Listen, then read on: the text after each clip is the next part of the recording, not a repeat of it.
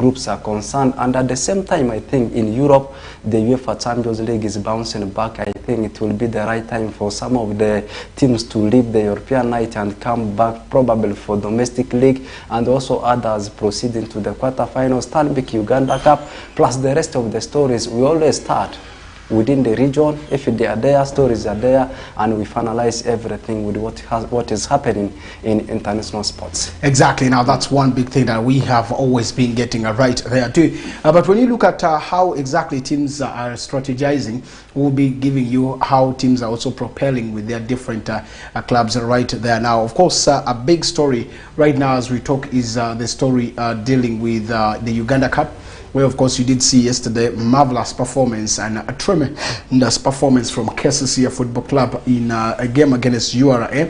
We did talk about this some time back, how this game would look like, but yesterday due to time we couldn't discuss lengthy about this, but indeed KCCA solo goal made them to go through, and that is one thing that has sent in there. It shows the class and how exactly teams are shaping up in there. Let's talk about the game, Uganda Cup. True, it shows the class of KCA. KCA has always been a master class when it comes to all the European leagues. You talk about StarTimes Uganda Premier League, and at the same time Stanbic Uganda Cup, and we saw them performing extremely very well against the team of URA. Though they needed Mustafa's substitution to see that they actually sealed the victory, to see that they go to the quarterfinals of the Stanbic Uganda Cup this year.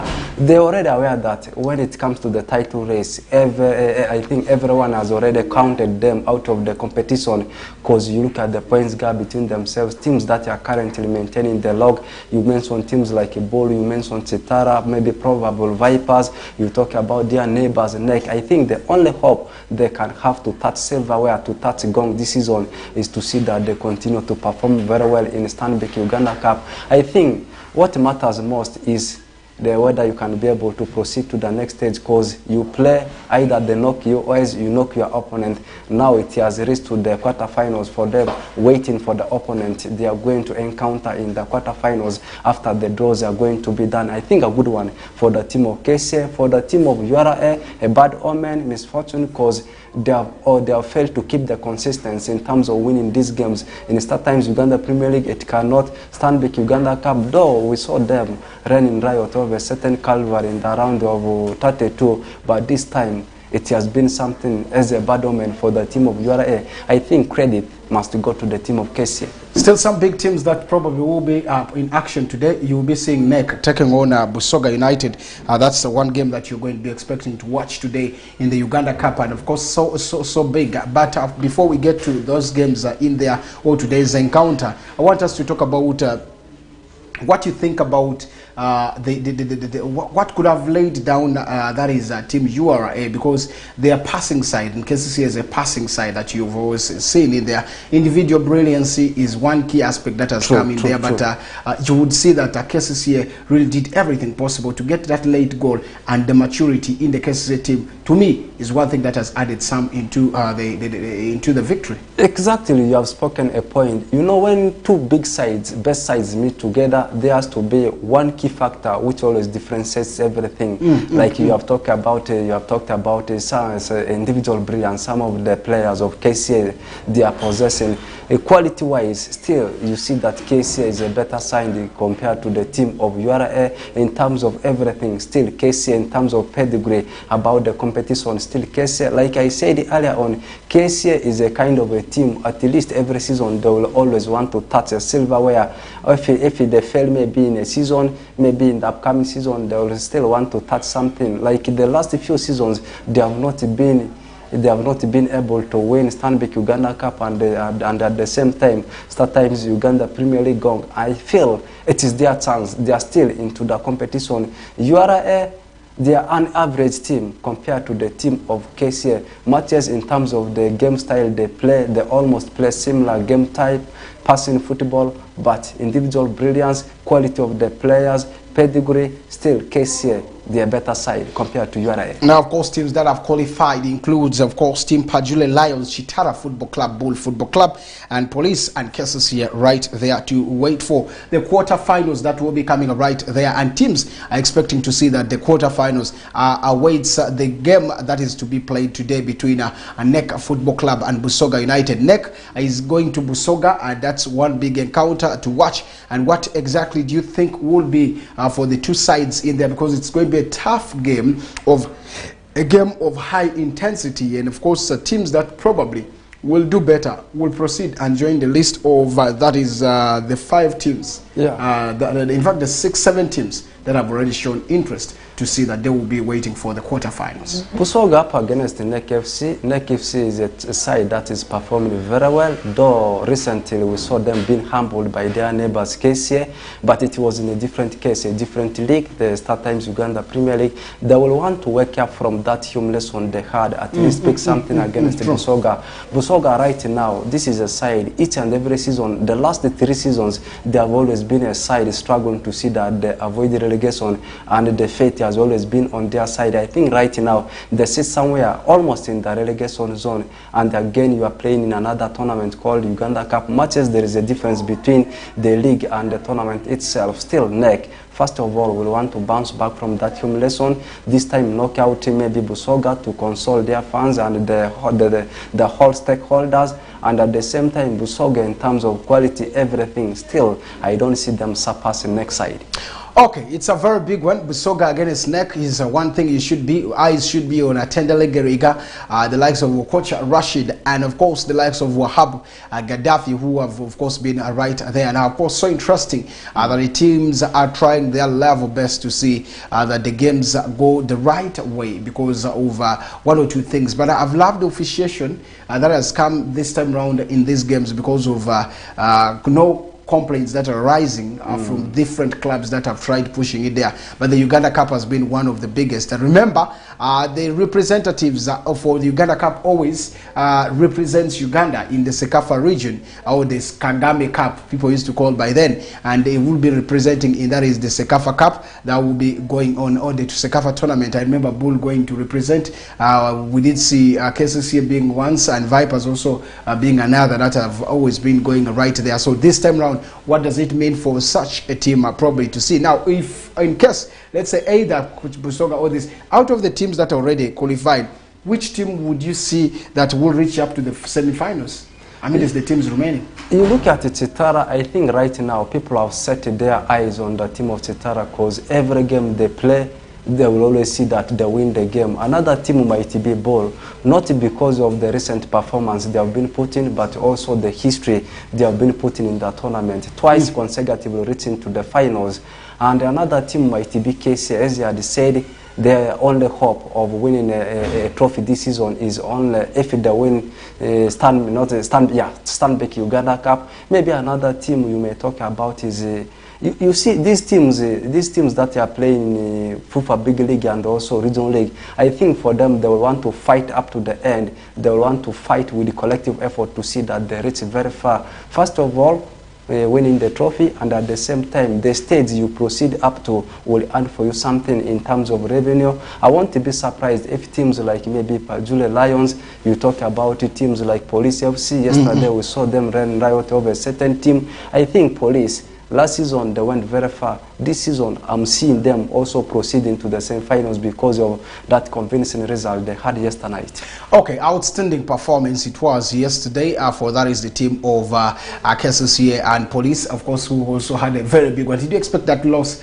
Of course, did you expect Bright Star losing that? Because Police ran riot. 4 goals was a big goal margin.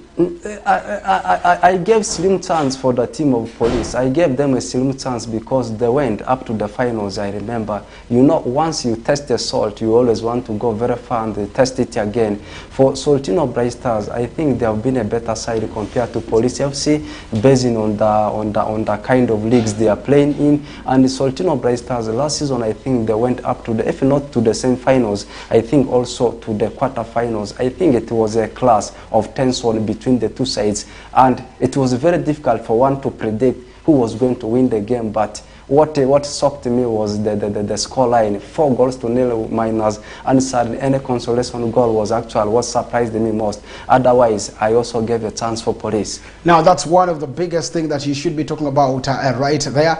And now we are seeing teams that are already getting in there. Of course, very many will be expecting.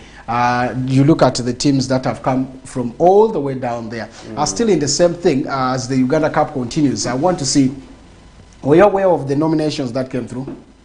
The nominations? Yes, the awards are coming. Player of the Month. You have seen names like Dennis Omedi of Chitara being nominated.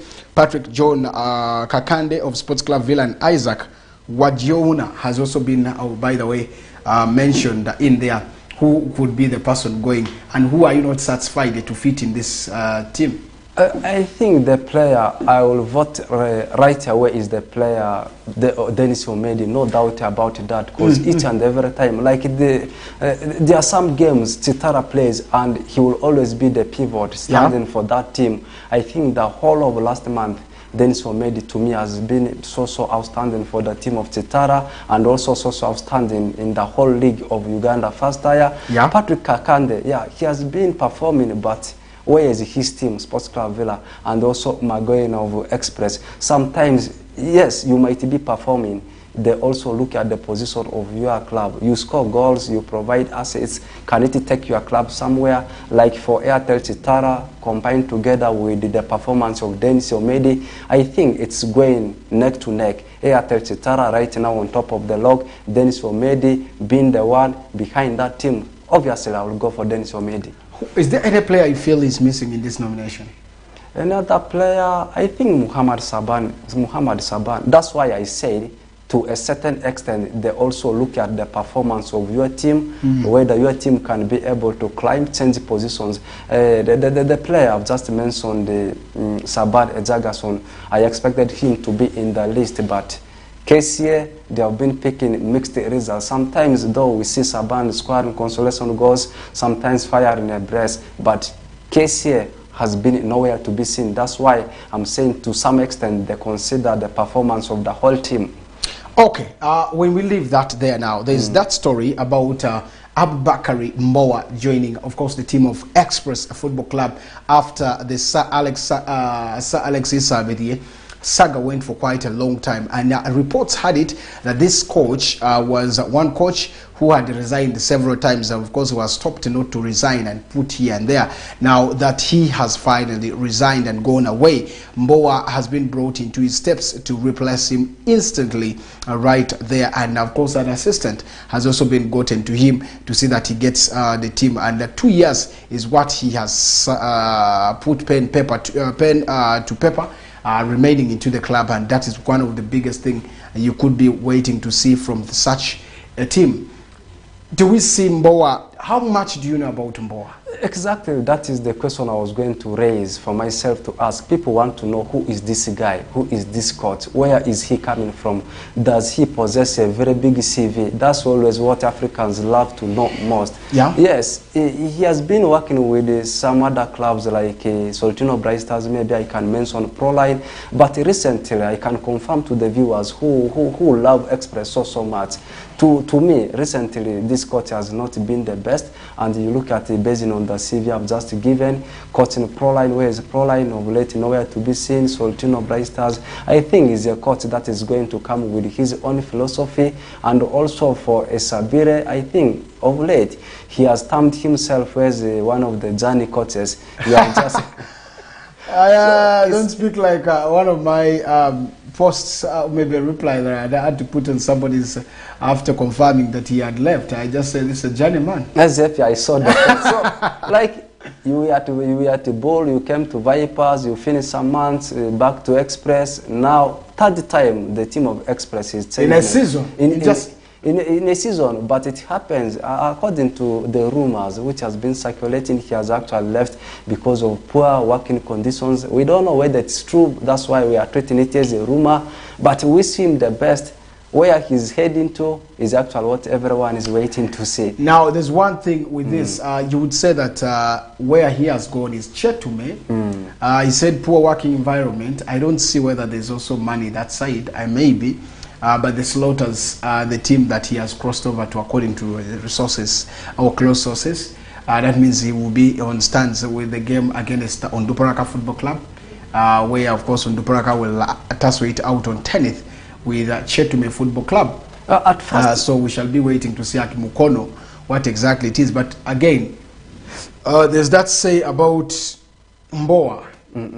Proline is a team now so much concentrating on the young players. True. Proline is a developing club. True. It develops players, sells them out, develops players, gives them that side. When you look at the team of which other team did you talk about? The Soltino Bright Stars. Bright Stars. Not until he was fired. Bright Star is now better. True. So those are some of the things that you look from this coach. What capacity does he weigh? Express needs a very big team. A very renowned, big coach. Very needs true. to have the CV of the coach. Know what exactly the coach is to do. And that is one thing for me I believe Express needs to do. When you look at the tension that is coming here, you have like 5 consecutive games you haven't won. Now, if you have not won in any of the teams and you have not won really, you as Mboa, you're coming with a lot of pressure. Just know, a lot of pressure, because everyone is going to be expecting wins. Every other person is going to be expecting how the team should perform. You're coming to assemble a team, according to Alex Isabidie, a team that has not been paid for very good months. True. Bringing them into that mind of nothing.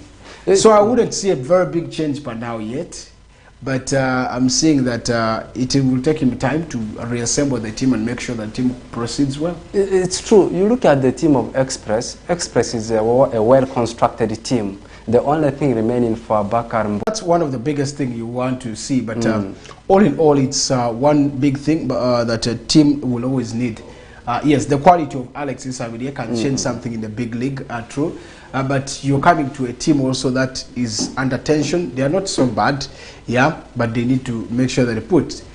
This is a team that had gone to Premier League, but can't go because of also lack of destruction, disorganization in the management that caused a lot of issues. And you did see very many coaches leaving. Now he crosses over there. I think there's something, because if you say maybe money issue also sent him away, that means if players are not paid, he may also not being paid. I would say maybe if he had remained as the technical director of Gaddafi, maybe it would be one of the biggest things like the other time, but he wants to be on the scene. So a lot of things in there. But all in all, that is what has happened. We shall be waiting to see what exactly he can push and add into the books of, that is a team of Chetume, in case he crosses right there. Now, of course, there's also teams waiting and to learn which group they will be falling in. I mean the opponents, that is the Africa Africa Games. Teams are waiting eagerly, and that is one thing. Uganda, we talked about Uganda yesterday, lengthy, and now waiting for the group. Where are you seeing Uganda being pitted? Uganda has been pitted in a group B alongside countries like Nigeria, Senegal. You talk about Uganda themselves, not forgetting about also South Sudan, their neighbors. They are supposed to be 5 in the group, but Tunisia withdrew. That's why I was drawing some mathematics statistics. You look at that group. Uganda in AFCON under 20 last season, they were in the same group with the Senegal. They beat Senegal. And then written in the quarterfinals, we saw Uganda being beaten by Nigeria. We remember very well by 1-0. And then written in the finals, it was Senegal that beat Nigeria in the finals. Now you look at the contradiction in that particular group. I think all these teams, they all have anchor. Like Uganda will want to repay back how they lost into the hands of Nigeria. As well, Nigeria will want to revenge the defeat they had in the finals against Senegal. And at the same time, Senegal lost into the hands of Uganda in the group stages, they will want to this time prove hard to Uganda that they were not of their weight.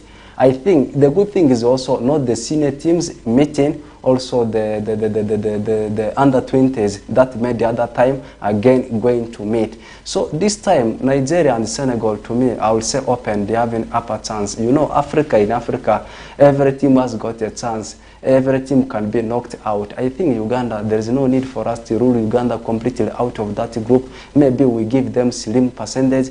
Me, I can say South Sudan is having 10%. Uganda is having 20%, and then the remaining 70% is shared by the other two nations, Senegal and Nigeria. Okay, let's wait and see how exact that will be. I won't talk much about it because yesterday we lengthily talked about, and those are the groups in which the teams shall be rising right there. Now, Uganda She Cranes have also gone to the climax and made some improvements in, of course, the ratings. Sixth on that is the rating is what has come in there.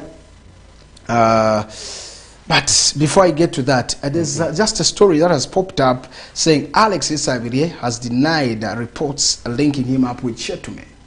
Yeah, that's why we say some of these things, we treat them as rumors. That's why I love the way how you actually put your statement at the end. In case this deal happens to go through for the team of Shetume, it will be a good thing for Shetume. That statement alone you came up with it shows that it's still not yet a done deal. Now stories are breaking. And also still about the All-African Games, our Sea Cranes have also been pitted against the host country, Ghana. Not forgetting about our neighbors, Tanzania. Another country is actually Ethiopia. Still back to the story of Isabire. I think he's yet to make his mind.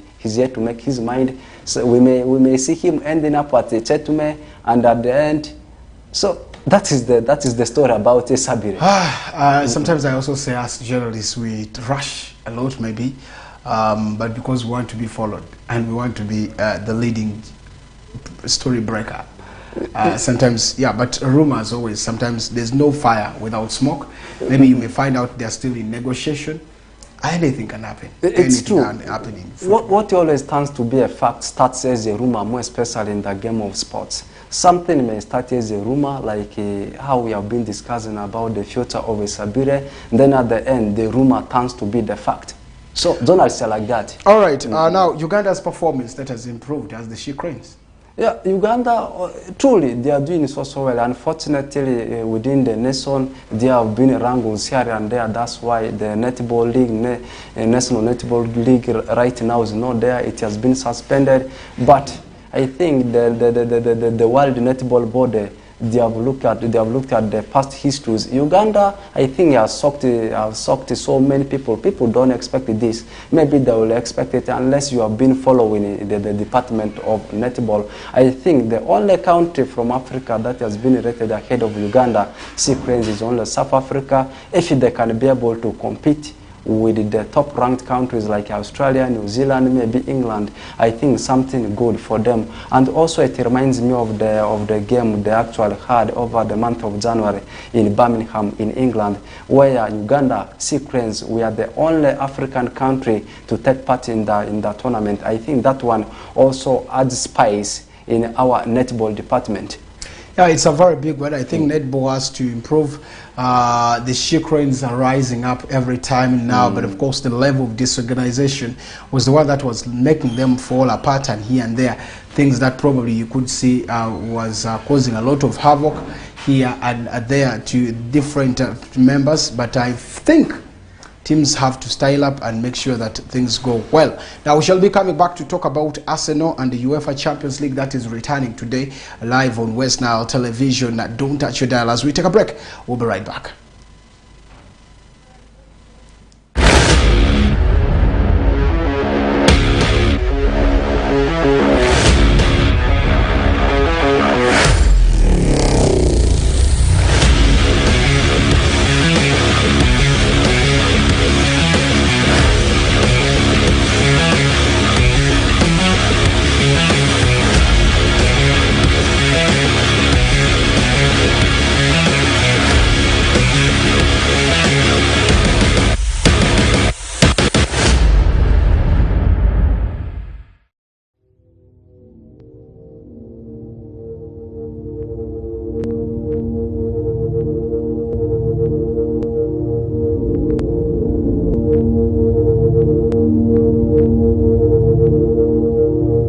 West Nile TV, lighting up the region.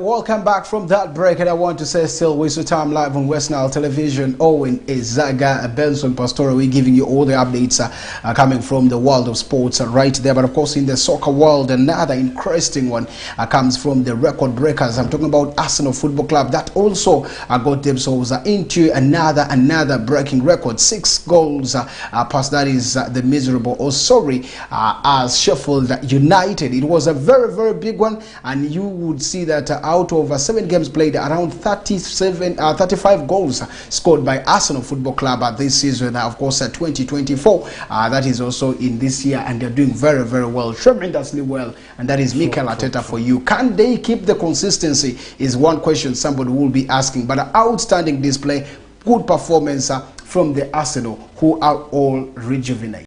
Exactly, what does it mean for them? What does that scoreline, big scoreline, mean for them? I think right now, any big side is capable of scoring more than 3 goals against the team of Sheffield United.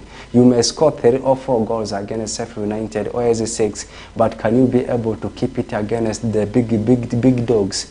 Your opponents, maybe Manchester City, maybe Liverpool, maybe Arsenal. You talk about Manchester United. Yes, Arsenal recorded a very big win.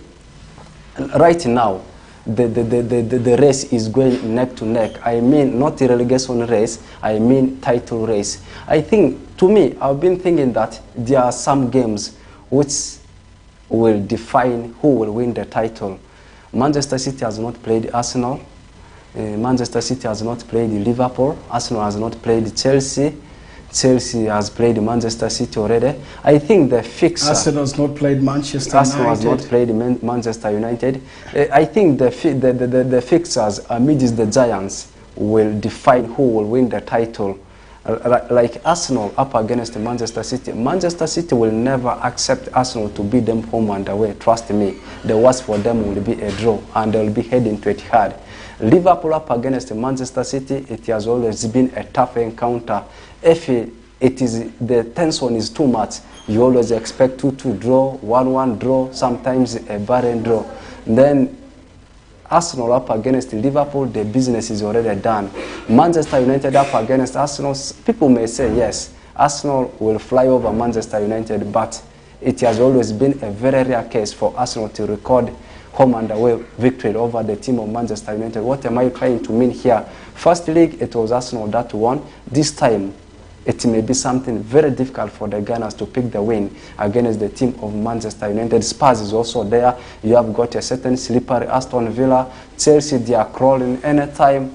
They can do anything against Let's get back to, when you talk about Spurs, I first want to, can you recall the date I said when Spurs was even, I think, on table, when I said they're just lying to us there? True. You read them. Right now, they are nowhere to be seen. People even don't talk about Spurs' performance now. At the beginning of the season, everyone was talking about Ange Postecoglou. Now the name has disappeared. I like the way how the pace is going amidst the 3 teams. I think the difference is only 1-1. Liverpool with 63, Manchester City with 62, Arsenal with 61. They got 62 yesterday. 62. Yes. I think one win with the big score line cannot define that you are going to be the champions. But I'm not saying that Arsenal cannot win it, but they are also into the competition. Right now, it's very hard to predict who will win the title, but to me, Manchester 63, City, 62, 61, yes, you're correct. Because Arsenal yesterday playing meant that they won and their game 3 points, yes, 61. At number 3, Martin Odegaard scored. We did see an own goal that came in from Bogley.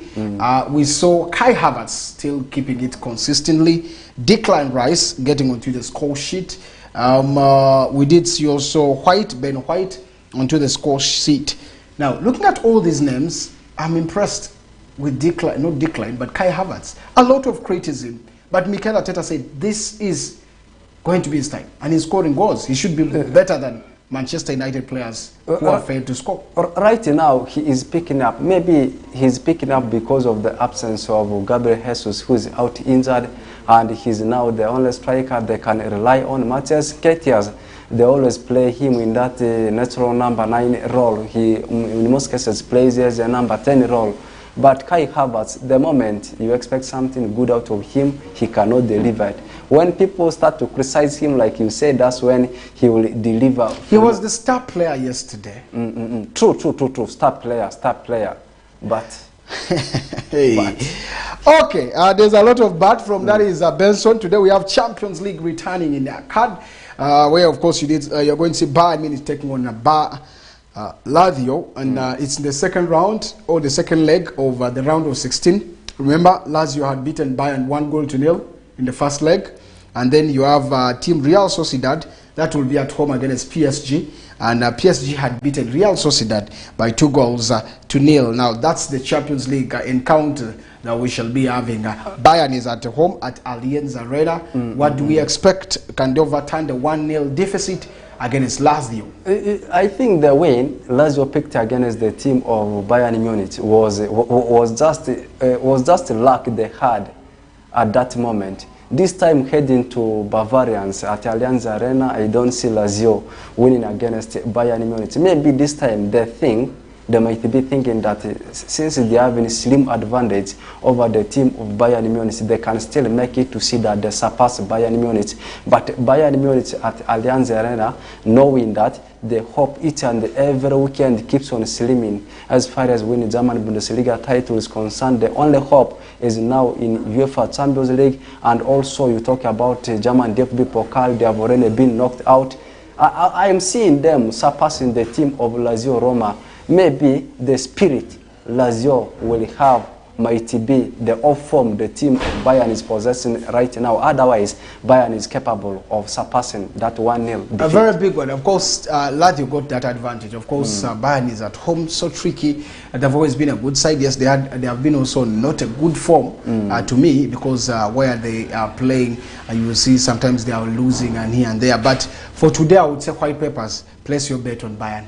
Yeah. Place your bet on Bayern. They will never want to lose this chance unless maybe they reach the finals or semi-finals. Yes, it's your prediction is true. Bayern Munich, PSG is away to, that is a team Real Sociedad. I don't think Real Sociedad can overturn that, but they are at home again, Real Sociedad. For Real Sociedad, as San Mamés, I don't see them going through. The last time they went past the round of 16, it has stayed more than 10 years. Paris Saint-Germain, knowing that Kylian Mbappe is leaving them this summer, they want Kylian Mbappe to win for them UEFA Champions League, but he can't be the only player to win the UEFA Champions League for them. It needs collective effort, but he is actually the fulcrum. They already having an advantage because they scored 2 goals in the first leg, and again this time coming for the reverse fixer, I'm seeing them surpassing Real Sociedad. They are just going to honor the game.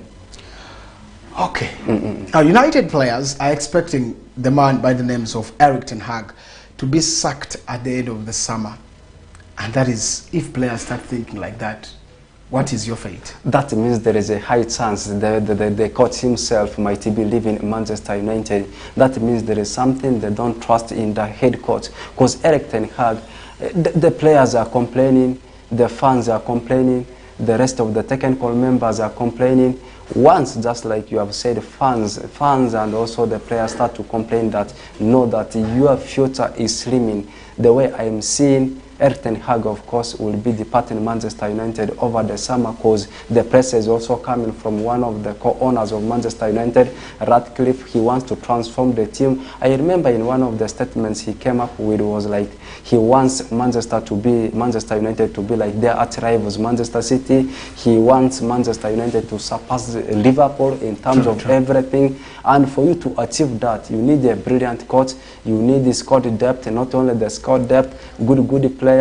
if the players are there, best players are there, of course you need a good stewardship to manage this. Summer has a lot of things where teams are going to be looking for coaches, looking for good players, and now Bayern Munich is also in talks with Liverpool's linked Xavi Alonso.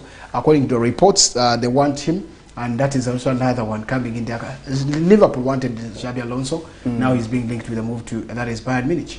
From now up to the summer, this coach will be the hottest coach in the market, because 34 games already played in all competitions. You are still unbeaten, and also in case they win German Bundesliga title, a history already. You are still a young coach who has got the potentials. I think the battle is going to be too much for so many teams. Real Madrid is also there, Liverpool is also there, Bayern Munich is also there, but there is a high chance for him to remain within the League of Germany, because he understands right now he's working within the league.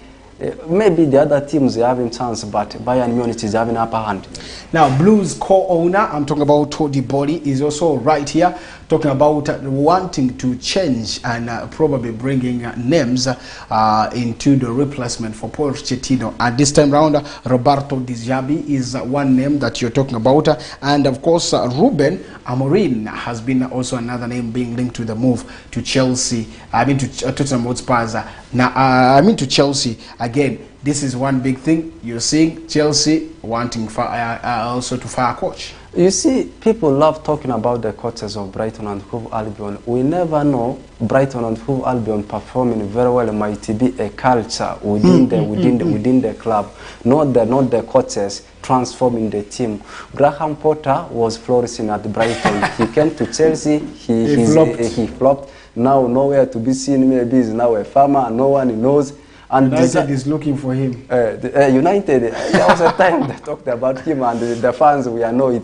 And Di Zerbi is also performing very well, extremely very well, and will come to another team, and people will forget about him, and will end up leaving the club. I think, to me, Brighton and Hove Albion performing very well might be a culture, not the coaches transforming the team. Could it be the right time for the man by the names of Alfonso leaving Bayern this time? Because I'm seeing Real Madrid are ready to, of course, to see that they get Barella as a replacement for Luka Modric in case he retires or leaves the team. For Real Madrid. It's really going to take time for Real Madrid, and that's one big thing that we shall be waiting to see in there. As of course, there are also transfer rumors of course, PSG and of course United fighting in for the signature of Victor Osimhen in right there. Would that be, where would you want this player to go if you are the coach? I mean, if you are the player or if you are the agent? The question is who needs him most and where he fits best. Paris Saint-Germain, Kylian Mbappe is confirmed, is leaving, and just like we have been discussing about the club is playing for right now, and at the same time the clubs that are in need of him. Now, new contract has been put in place for the player by the names of Joe Linton, the Brazilian, who is 27 years of age and is at Newcastle United. Now, Newcastle wants to extend his contract, and they have put a contract on table for him to come and do an agreement. Would he still be, of course, efficient at 27 years at Newcastle? Do you see him being one of the key characters at Newcastle? 27 years is not all that very big. What matters most is the competition bit of it. I remember there was a time last season, Joe Linton was partnered together with Bruno Gomes. The partnership was very, very well till he had to go out injured. Right now, he likes sustaining injuries. He's an injury-prone player. I think it's the right time for the Magpies to go for a better player who is injury-free. Maybe he'll have to look for another club elsewhere, not now remaining with the Magpies. Where next for Thomas Tuchel, who is, of course, already being confirmed? By summer, he will be leaving Bayern Munich. There are so many teams. He's always on market. That is the little knowledge I know about Tuchel. After leaving BVB, he came to Paris Saint-Germain. He never rested. After being sacked from Paris Saint-Germain, he came to Chelsea. After leaving Chelsea, direct to Bayern Munich. Maybe the way I'm seeing, Dortmund is the next destination for Tuchel. I predict like now, that. as I talk, Liverpool are fighting or looking after the signing or replacement for their coach, and they are looking at bringing in, of course, Postecoglou into their team. Would he add something to, or would he match the yet to leave coach? Liverpool right now is confused. The pressure that Klopp is leaving them. Klopp has done a lot of things at the team of Liverpool. No another coach has done before. Him leaving is putting a lot of pressure on Liverpool. Actually, the whole team is running mad. Which coach to go for? That's why you see each and every time they are talking about different coaches. Ange Postecoglou has just come to English Premier League. He started very well. Now nowhere to be seen. I think they should go for a proven coach. Maybe Zinedine Zidane of this world. If not him, maybe they have to compete with Bayern until they snatch away Alonso from Bayer Leverkusen. Now, reports have it yet again that Manchester United are willingly to sell, that is the 23-year-old, 80 million rated England winger. I'm talking about Jadon Sancho, whether the man Erik ten Hag is going to remain or no. They're still willing to sell him off the books of Manchester United, and that is one big thing there. Would that be a good one for United? I think it will be a good one for Manchester United because right now they have got a certain Garnacho who is a similar player to Jadon Sancho, and right now Sancho's heart is not at Manchester United. The only thing Manchester United should do is to cash on him. Maybe they get the money and splash it on maybe another winger rather than bringing him, and you also start getting to the same problems with him. I think they should only forget about him, get the money, splash the money somewhere. If they cannot splash the money somewhere to buy another player, maybe this player, Elanga, they can still act as his replacement, and you have got a certain Garnacho still there. Okay, that's all what we had for you today. Viewer, live on West Nile Television, you can get yet again and follow. If you really want to be part of this, always keep it West Nile Television. Good afternoon, have a very blessed